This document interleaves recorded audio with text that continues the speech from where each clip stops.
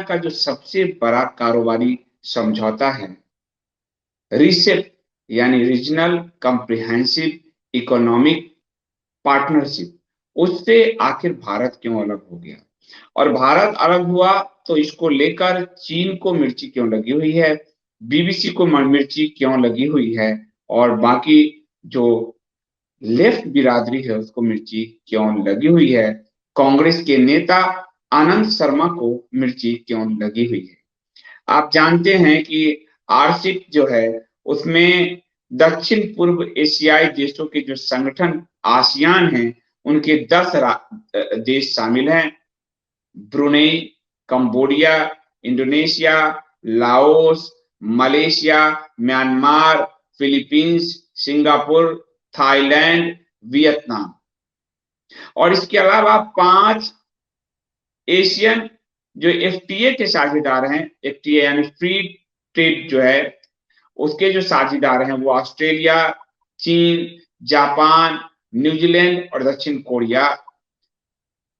इन सभी के जो मुक्त व्यापार क्षेत्र एक एशिया प्रशांत क्षेत्र में पूरी तरह से प्रस्तावित मुक्त व्यापार समझौता है, और उसमें से भारत अलग हो गया। आपको ध्यान होगा पिछले साल प्रधानमंत्री नरेंद्र मोदी जी ने कहा था कि मैं अपनी आत्मा की आवाज से इससे अलग हो रहा हूं।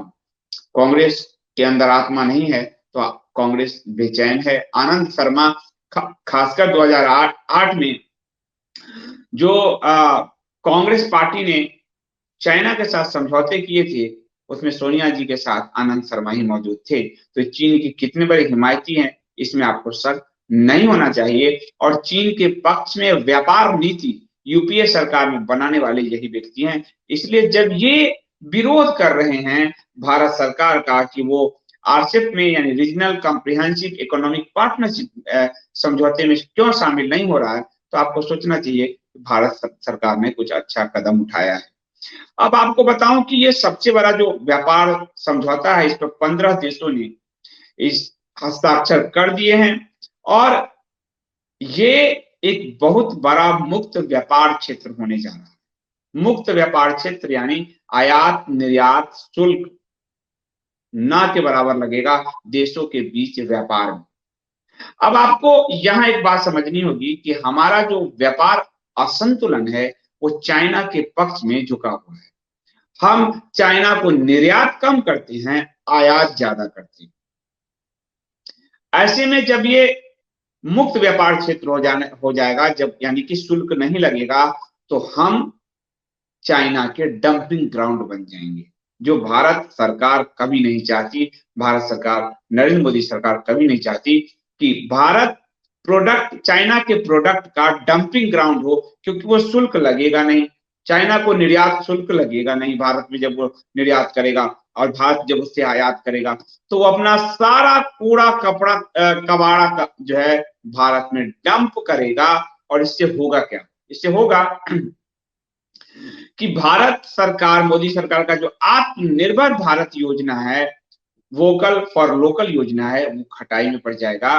भारत जब वो डंपिंग ग्राउंड यहां डालेगा, शुल्क लगना नहीं है, 10 का माल 2 में बेचेगा, तो हमारे लोग लोकल मार्केट के सामान को खरीदने की जगह 2 रुपए का चाइनीज प्रोडक्ट तुरंत ले आएंगे।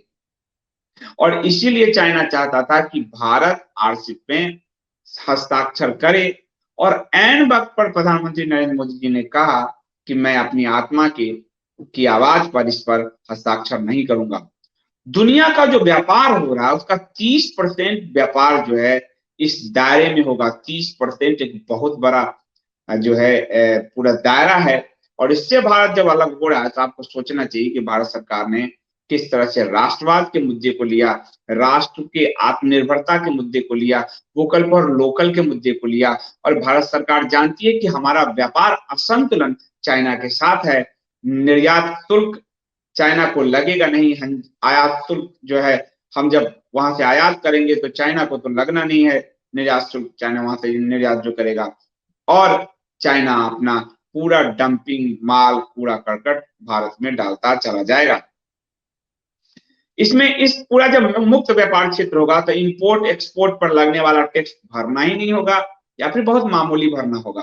पूरा मुक्त व्यापार चाइना चाहता है, क्योंकि चाइना का प्रोडक्शन बहुत हाई हो चुका है, वहां प्रोडक्ट पड़े हुए हैं, इसलिए वो औने पौने दाम पे मार्केट पूरी दुनिया में अपने प्रोडक्ट से भरना चाहता है। और इसीलिए वो चाहता है, क्योंकि भारत एक लोकतांत्रिक देश है, यहाँ की परचेजिंग पावर बहुत अच्छी है, और भारत जो है उसकी जनसंख्या बहुत है, इसलिए चाइना को छोटे छोटे देशों के साथ नहीं, भारत के साथ फायदा होगा। इसलिए चाइना के जो मीडिया है, सरकार का जो वहां का मुखपत्र है, वो भारत को गाली गलौज भारत के साथ कर रहा है, क्योंकि उसकी योजना को नरेंद्र मोदी सरकार ने खटाई में डाल दिया है।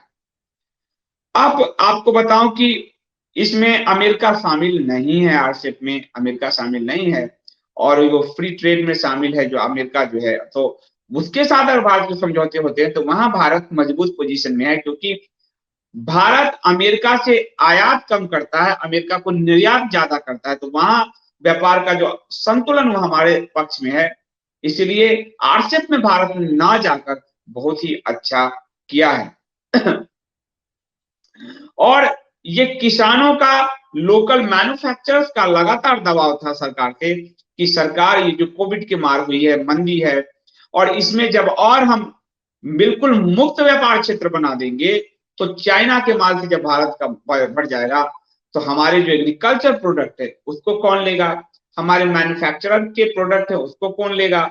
और जब साल 2022 से ये लागू होना है, लेकिन कस्टम ड्यूटी का आधार क्या होगा, 2014 इसमें होगा, तो भारत का जो पूरा मोबाइल इलेक्ट्रॉनिक्स मैन्युफैक्चरिंग है, उन सबको झटका लग जाएगा, क्योंकि लागू तो 22 को होगा, लेकिन कस्टम ड्यूटी 14 के आधार पर लगेगा।